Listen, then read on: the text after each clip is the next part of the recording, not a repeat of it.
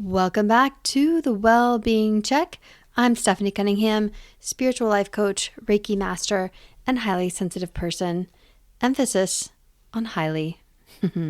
Today's episode is one I've been wanting to do for a while because this one is personal and because I just know that this topic is going to hit for a lot of you in a way that feels like, finally, like someone is saying the thing you've been feeling but didn't have a name for. Yes, we're talking about high sensitivity, what it actually is, what it looks like, why it's not a flaw or a weakness, and what it means for you if you're someone who's been told your whole life by people who meant well, I'm guessing, that you're just too damn much. Too sensitive, too emotional, too intense, too reactive, too something. If that's you, stay with me. This one's for you. Let's start at the beginning. The term highly sensitive person, or HSP, was coined by researcher and psychologist Dr. Elaine Aron in the 1990s. She identified a personality trait called sensory processing sensitivity, which is present in about 15 to 20% of the population. That's not rare, roughly 1 in 5 people. And it's not limited to humans, by the way. The same trait has been documented in over 100 species. Your nervous system is evolutionary. It's a feature, not a bug. Okay? Being an HSP is not a disorder. It's not anxiety. It's not depression. It's not shyness. It's not trauma, although trauma can amplify sensitivity.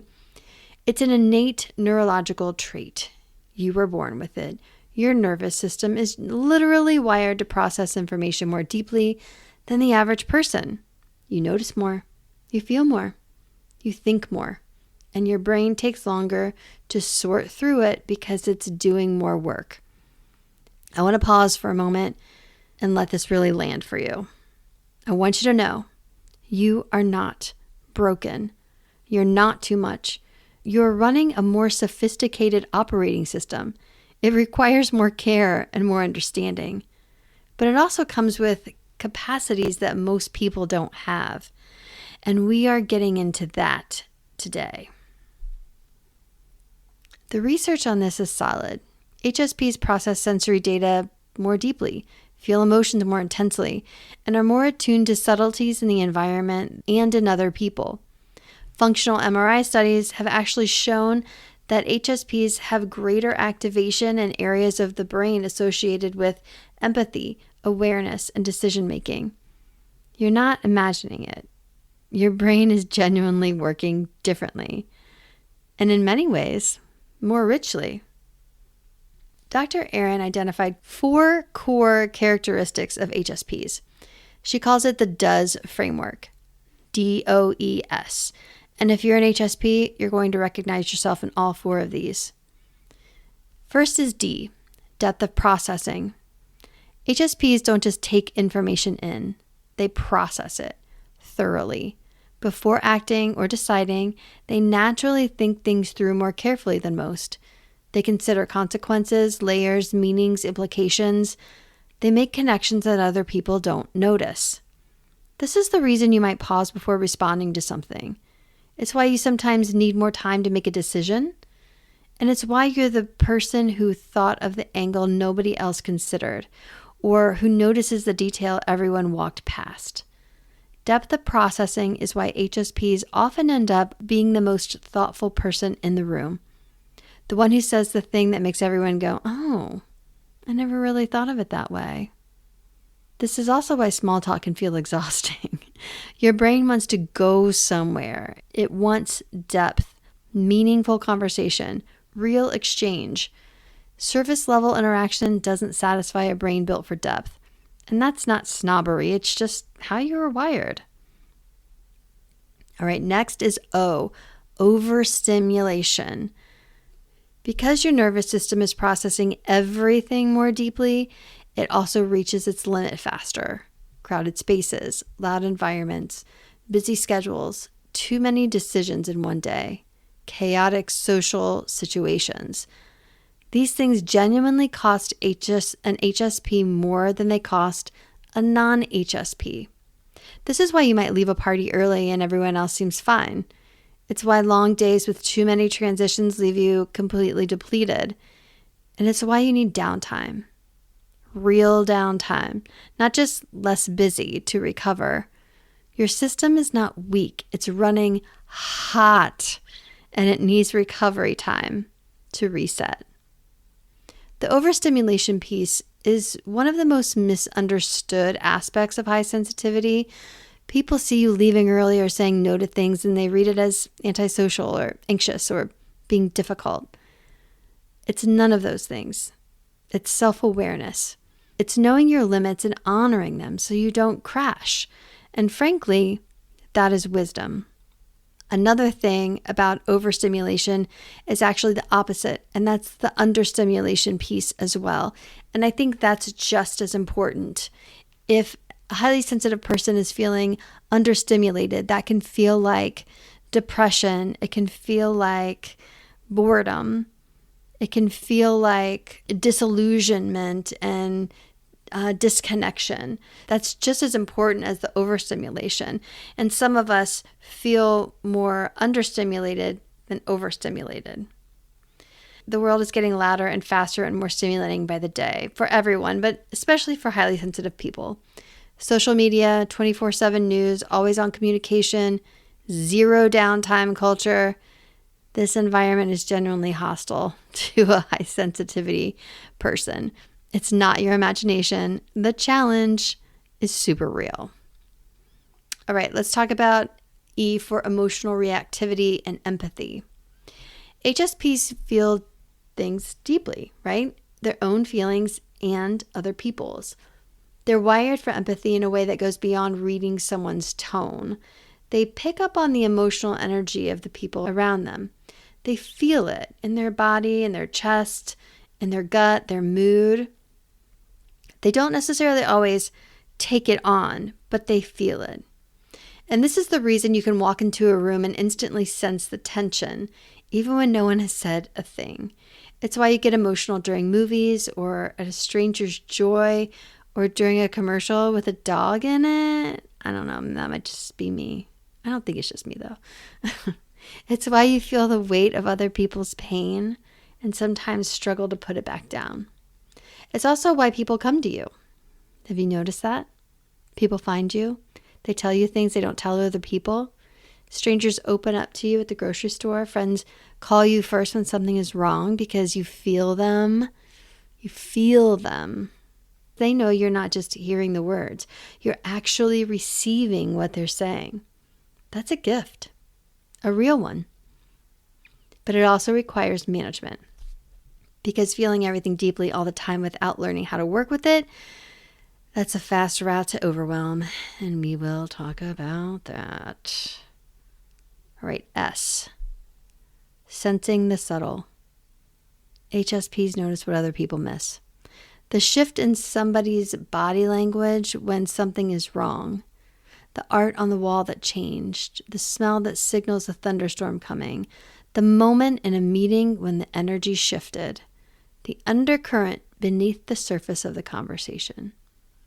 This is the intuitive quality that makes HSPs excellent at reading people, at sensing what isn't being said, at picking up on the things that matter but haven't been spoken yet. It's also why environments matter so much. You notice everything about a space, the lighting, the sound level, whether the energy feels clean or heavy. And this comes up a lot for me in my real estate business. So yeah, I'm working with you HSPs all over the place. Non-HSPs sometimes can't understand why you're bothered by something that they can barely even detect. That's because they aren't detecting it in the same way you are. You're not being dramatic. You're picking up on something that's real. You just have a more sensitive antenna, if you will. Let's talk about the strengths of being a highly sensitive person. And yes, there are many, okay? I really want to spend some time here because I think we talk a lot about the challenges of being a highly sensitive person and not enough about what comes with it, the gifts, because there are genuine, significant gifts. HSPs are deeply empathetic. They understand people in a way that is rare and precious in relationships and leadership and creative work and healing professions. That depth of empathy is an extraordinary asset. HSPs are highly conscientious. They think before they act. They consider consequences. They don't blow through interactions carelessly. They care about doing things right, not in a perfectionist way, not in an anxious way, but in a genuinely values-driven way. HSPs have rich inner lives. I can definitely attest to this. Deep thinking, rich imagination, creativity, a connection to meaning and beauty that most people only access in passing. These are hallmarks of high sensitivity. HSPs make incredible artists, writers, musicians, healers, teachers, coaches. They create things that move people because they are moved by things themselves. HSPs are perceptive and intuitive.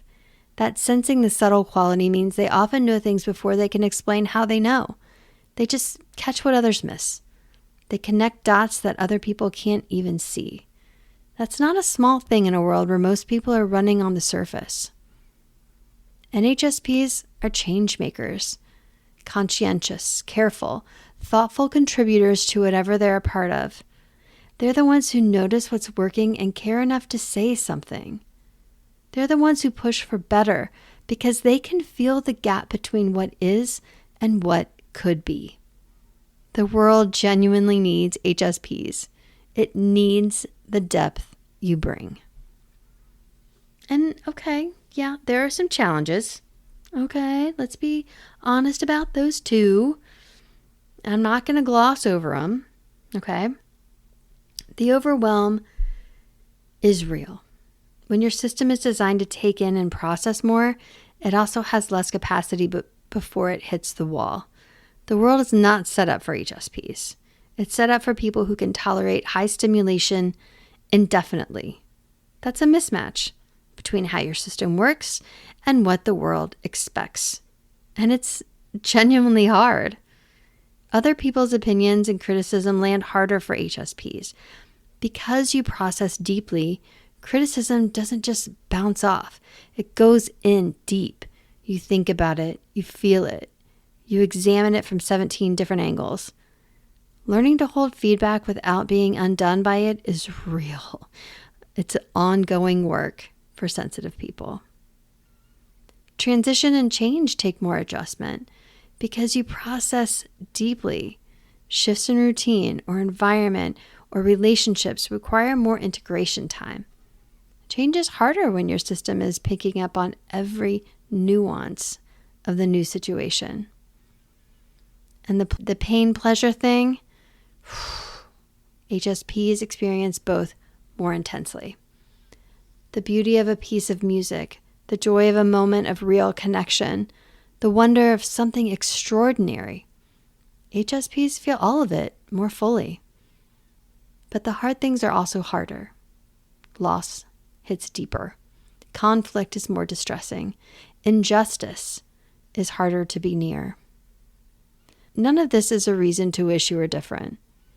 It's a reason to be intentional about how you take care of yourself, because your system requires it, not as a luxury, as maintenance.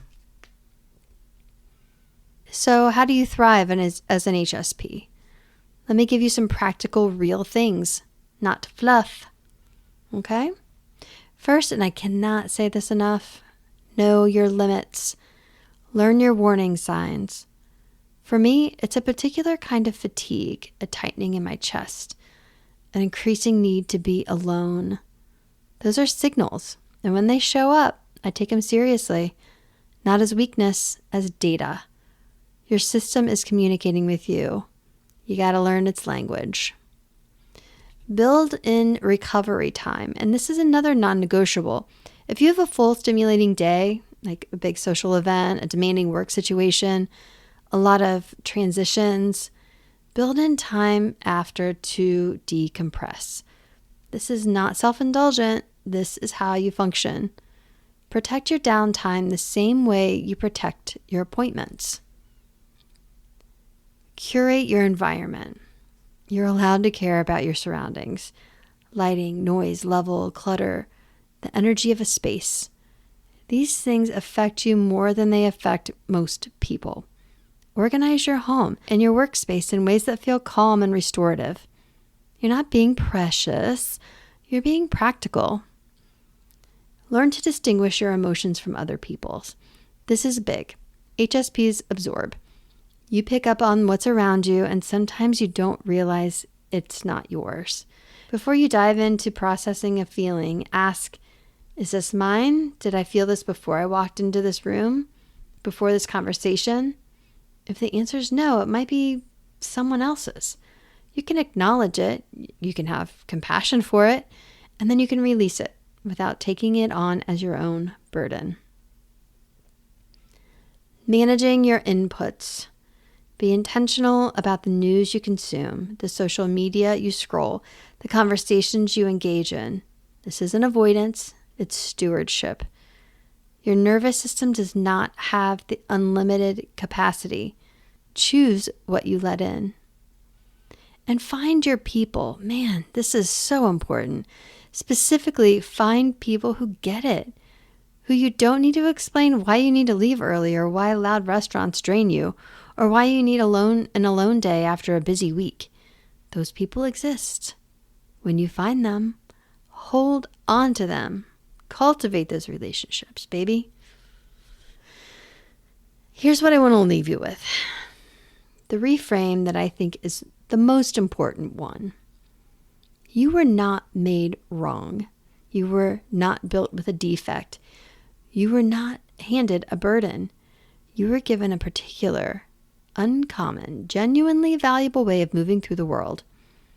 One that comes with real challenges, yes, and one that comes with gifts that are not available to the 80% of the people who aren't wired this way. The problem was never you. The problem was the lack of information.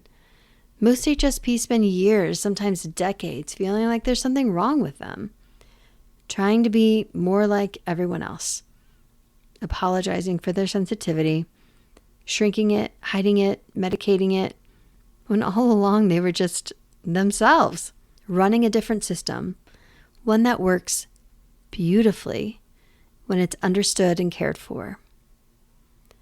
Elaine Aron says that the goal is not to stop being sensitive. The goal is to stop being ashamed of it, to learn how you work, to build a life that honors your nature instead of constantly fighting it, to see your sensitivity not as an obstacle to navigate around, but as the very thing that makes you extraordinary. I believe that.